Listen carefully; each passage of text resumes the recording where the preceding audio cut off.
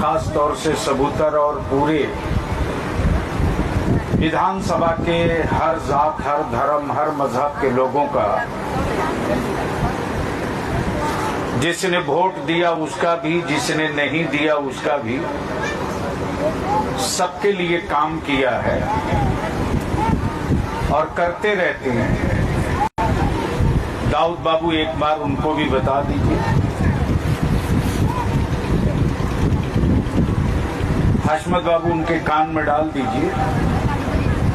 और मैंने जैसे ही मेरे पास इसकी खबर मिली कि 280 बीघा जमीन किसी कल कारखाना फैक्ट्री वाले को मिलकर देने के लिए कुछ प्रशासन और कुछ पदाधिकारी लोग लगे हुए हैं, वैसे ही मैंने आपकी बात, आपकी आवाज बिहार के मुख्यमंत्री जनाब नीतीश कुमार जी तक पहुंचा दिया।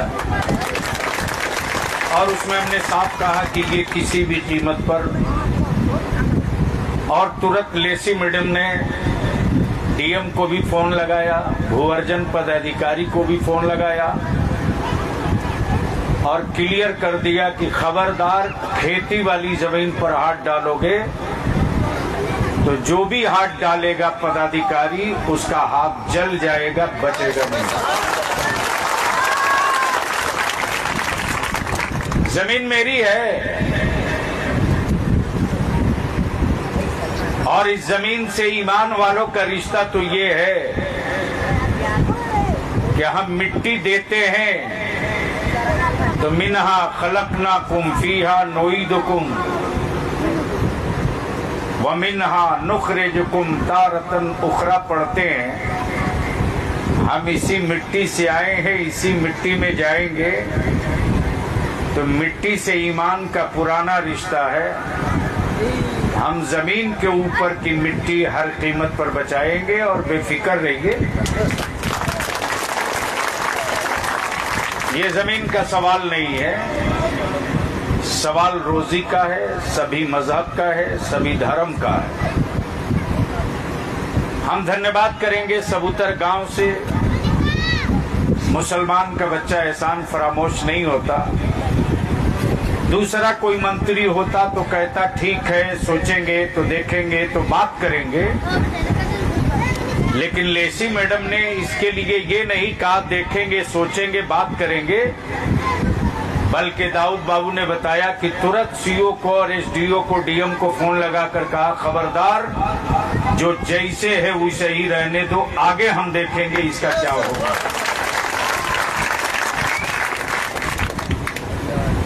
अगर आप इजाजत दें तो मैं सिर्फ दो बात कह दूं।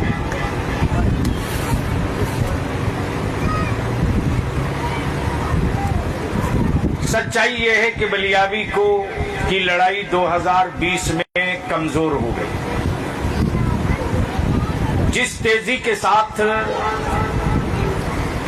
बिहार के मुख्यमंत्री श्री नीतीश कुमार जी ने मुसलमानों के, पिछड़ों के, दलितों के, सवर्णों के, सभी धर्म, सभी मजहब, सभी बिरादरी के लोगों के लिए पूरे विकास बिहार के लिए जो काम शुरू किया, उसमें हमको थोड़ा मुसलमानों ने कमजोर कर दिया। बेटा गंदी बात। 2020 में आपने हमको कमजोर किया, हमको नहीं, अपने बलियावी को कमजोर किया। आप नौजवानों के जेब में मोबाइल है, उसमें इंटरनेट भी है, गूगल भी है। बरसों बरस कांग्रेस की गुलामी मुसलमानों ने की और आपका बलियावी कल भी मदरसे में था, आज भी मदरसे में है। आपके बलियावी को एक जुनून, एक फिक्र, एक धुन कि हमारे बच्चे पढ़कर इतनी मेहनत कर ले कि वो मजदूर नहीं बने, वो मालिक बने, ये बलियावी की धुन रहती है। और इसमें मदद किया हमारे मुख्यमंत्री श्री नीतीश कुमार जी ने। इनको हटा दो बाबू माइक का।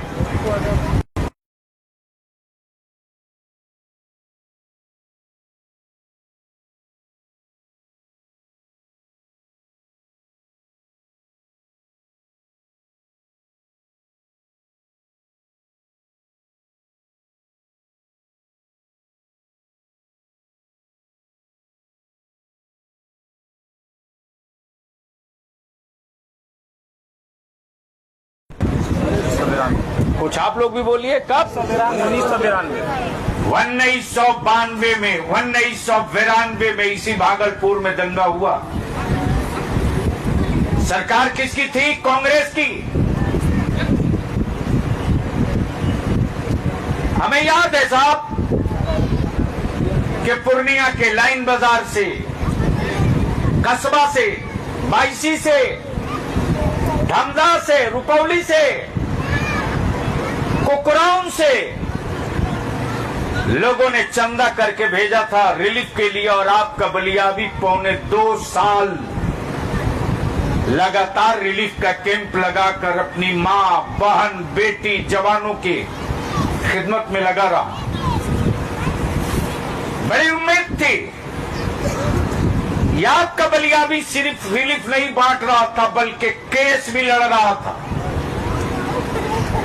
बलियाबी पर केस हुआ, मुकदमा हुआ। 2095 में चुनाव हुआ, सरकार बदल गई। लालू जी की सरकार आई थी, उलट के मुसलमानों ने वोट दिया था। और 1992 के दंगे में जिन लोगों ने हमारी बेटियों को, हामिला औरतों को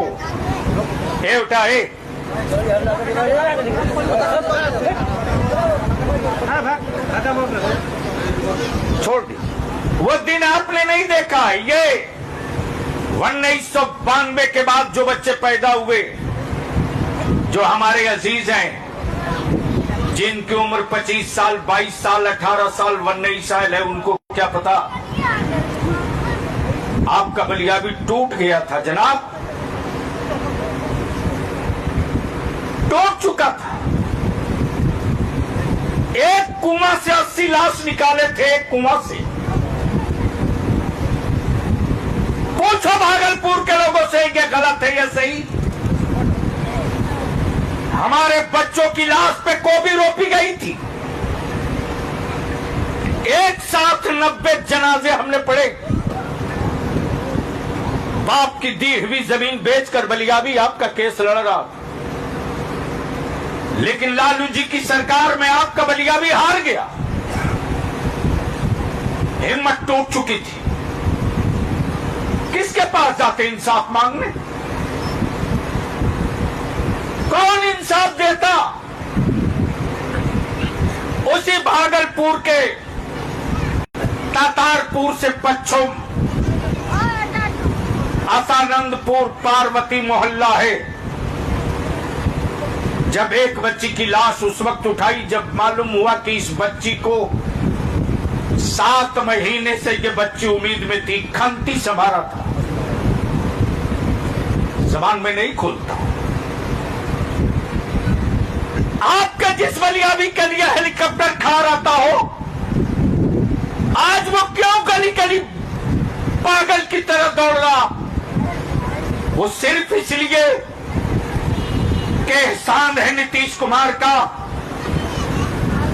कि बिहार में जितना अमन, सुकून, सद्भाव के साथ गरीब का बच्चा मदरसों में पढ़ता है, किसान का बच्चा मदरसों में पढ़ता है, आज मदरसे के सर्टिफिकेट और सनद पर हमारे बच्चे स्कूल में, कॉलेज में, उर्दू ट्रांसलेटर में, सेक्रेटेरिएट में, कलेक्टेरिएट में, ब्लॉक में आज गरीब के बच्चे को नौकरी मिली है। देख लीजिए क्या चल रहा है यूपी में, क्या चल रहा है यूपी में।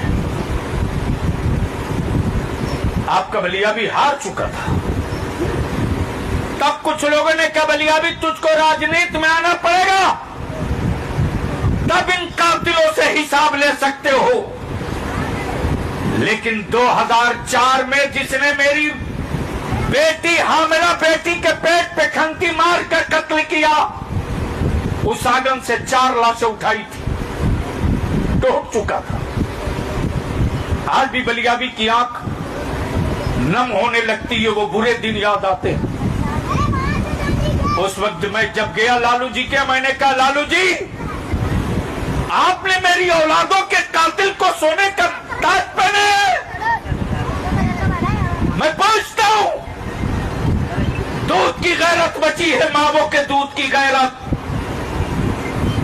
और सिर्फ आपकी बेटी अपनी बेटी नहीं, समाज के हर धर्म की बेटी आपकी बेटी है, हर मजहब की बेटी आपकी बेटी है। इसलिए कि धर्म बाद में होता है, देश और मुल्क और इंसानियत पहले होती है। सोनपुर के मेला में कातिल को सोने का ताज पहनाया कि नहीं पहनाया? सबूतर में आकर डराने वाले मुसलमानों,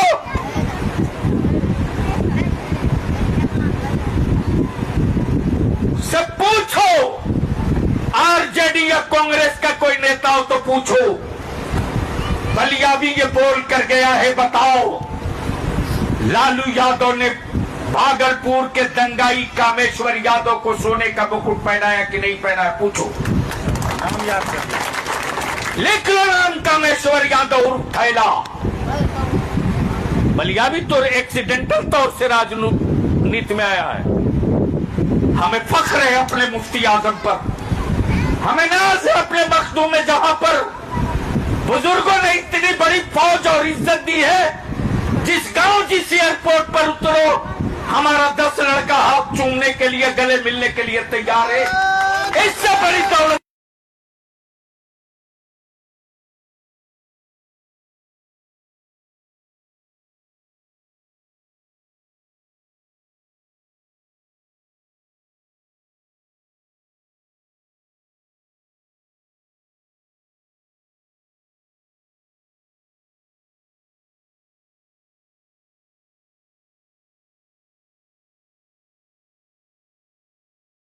करते हैं मुख्यमंत्री श्री नीतीश कुमार जी। बैठने 2005-4 में जब लोगों ने दबाव दिया बलियाबी राजनीति में आना पड़ेगा, तब भागलपुर के अपने मजलूम बेटा और बेटियों के इंसाफ के लिए आपका बलियाबी राजनीति में आया। हमारे नौजवानों को क्या पता है?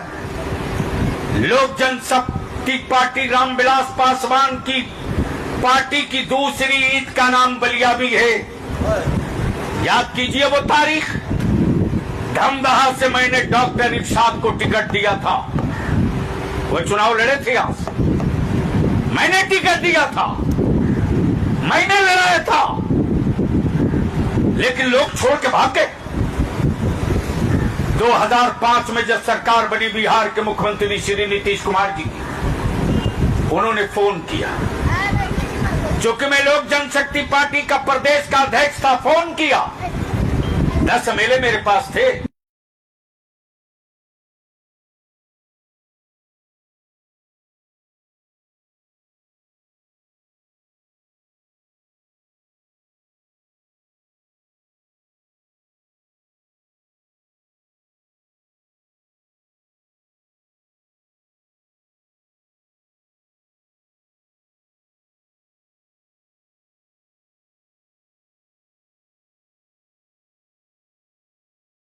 मोदी साहब थे। जब मेरे बारी आई बोलने की, मैंने कहा मुख्यमंत्री जी, आपने शपथ लेने के बाद 2 शब्द कहा है। पहला शब्द यह है कि मैं इंसाफ के साथ तरक्की करूंगा, न्याय के साथ विकास, धर्म का, जात का नहीं, सभी तबके का विकास। मुख्यमंत्री जी, बलियाबी के हाथ वो लाशें, वो जनाजे उठा चुके हैं। इंसाफ की बात आपने की है, इंसाफ पटना में नहीं, इंसाफ भागलपुर की मेरी बेटियां इंतजार कर रही है इंसाफ का। जिनके बच्चे कोख में थे, आज वो दर बदर की ठोकरें खा रही, हमारा पावर लूम फूंक दिया, हमारी जमीनें लूट ली, हमारे बच्चे दर दर की भीख मांग रहे हैं। अगर इंसाफ देने की हिम्मत और तमन्ना है तो मुख्यमंत्री नीतीश कुमार साहब हमारी बेटियों को इंसाफ दे दीजिए और कातिलों को सजा दिलवा दीजिए। अगर आपको सजा दिलवाने में कोई रुकावट होगी तो एक मुसलमान की औलाद आपको जबान दे रहा है कि रात को 12 बजे भी आप आवाज देंगे तो पहाड़ तोड़ करके बलिया भी आपके बाजू में खड़ा हो जाएगा। और 2005 में मुख्यमंत्री नीतीश कुमार जी ने शपथ के बाद, मीटिंग के बाद 15 दिन के अंदर अंदर फिर हाई कोर्ट से परमिशन लेकर भागलपुर दंगे की दोबारा जांच शुरू करा दी। अलग से स्पेशल कोर्ट बना, पटना जाते हो तो जाइएगा, बेली रोड में आज भी भागलपुर दंगा स्पेशल न्यायालय का बोर्ड लगा हुआ है, जाकर पढ़िएगा। जो एफआईआर नहीं कर सके थे उनका भी एफआईआर हुआ। आज जो मेरी बेटियां हैं, बेवा है, हर महीने 25,000 रुपया उनके खाता में यही नीतीश कुमार बीजेपी के साथ रहकर भेजते हैं। किसी ने रोकने की हिम्मत नहीं। आप बता दीजिए, आज वो 42 गुंडे जेल की सलाखों में हैं जिनको सोने का मुकुट लोगों ने पहनाया था। लेकिन 2020 में मुसलमानों आपने कमजोर कर दिया रे, वरना आज तेरा बलिया भी 2-2 यूनिवर्सिटी ले लिया होता। हमको कमजोर किया आपने। एक तूफान आया, एनआरसी एनआरसी एनआरसी आया था कि नहीं आया था? अरे बोलिए ना, एनआरसी हो गई? अरे बोलिए ना, जोर से बोलिए, एनआरसी हो गई। अब कोई एनआरसी का नाम ले रहा है, क्यों? क्यों? आपका बलिया भी उसी दिन 2020 में कमजोर हो गया जब 45 एमएलए पर आकर नीतीश कुमार रुक गए। 11 टिकट मुसलमान के बच्चों को दिया था नीतीश जी ने। कितना? और 11 मुसलमान को मुसलमानों ने हरा दिया, 11 को हरा दिया। अरे अपनी कौम का बेटा समझ के जिता दिया होता तो वही आपका बेटा बलियावी का बाजू बनता विधानसभा में और नीतीश कुमार के सामने बात करने की बलियावी की हिम्मत रहती। लेकिन आपने कमजोर कर दिया। 2018 संग नोट कीजिए, आपका बलियावी विधान परिषद में बजट सेशन पर तकरीर कर रहा था और बोलते हुए मैंने कहा, बिहार के मुख्यमंत्री जनाब नीतीश कुमार साहब, आपने मदरसे के बच्चों के लिए सोचा, आपने मदरसे के टीचरों के लिए सोचा, आपने हमारे बच्चों को मौलवी आलिम की सनद पर टीचर बनाकर इज्जत दी, आपके लिए शुक्रिया। लेकिन मुख्यमंत्री जी, जब हम जलसों में जाते हैं, उर्स में जाते हैं, तो हमारे बच्चे मुझसे एक सवाल पूछते हैं जिसका जवाब मेरे पास नहीं। आपने दलित समुदाय के बेटा बेटी के लिए आवासीय विद्यालय बनाया, जहां रहना फ्री, खाना फ्री, तालीम फ्री, कोचिंग फ्री। उसी तरह अपने अति पिछड़ा और पिछड़ा भाई के बेटा बेटी के लिए आपने कर्पूरी आवासीय विद्यालय बनाया।